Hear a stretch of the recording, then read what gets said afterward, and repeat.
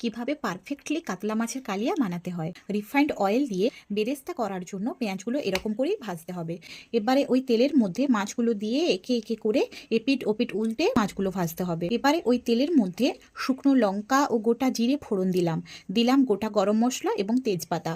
ফোড়ন উঠলে দিলাম পেঁয়াজ কুচি। পেঁয়াজগুলো অল্প নেড়ে নিয়ে ওপর থেকে পর্যাপ্ত লবণ দিলাম। একে একে আদা রসুন বাটা দিয়ে দিলাম।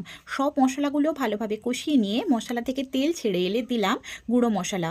সব কিছু মিশিয়ে নিয়ে মশলা ধোয়া জল দিলাম। মশলা কষিয়ে নিয়ে দিলাম গ্রেট করা টমেটো। ভালোভাবে সব কিছু মিশিয়ে নিয়ে দিলাম অল্প চিনি, ফ্যাটানো 200 গ্রাম টক দই। ওপর থেকে দিলাম কিশমিশ এবং 2টো চেরা কাঁচা লঙ্কা। কিছু ভালোভাবে মিশিয়ে নিয়ে গরম জল সহ মশলা ধোয়া জল অ্যাড করলাম। ঝোল ফুটে উঠলে একে একে ভাজা মাছগুলো দিয়ে দেব। দিলাম 1 চামচ গুঁড়ো গরম মশলা দিয়ে আস্তে আস্তে করে ভালোভাবে মিশিয়ে নিতে হবে। ওপর থেকে ধনেপাতা কুচি ছড়িয়ে দিলাম। দেখুন কাতলা মাছের কালিয়া পুরো রেডি। দিলাম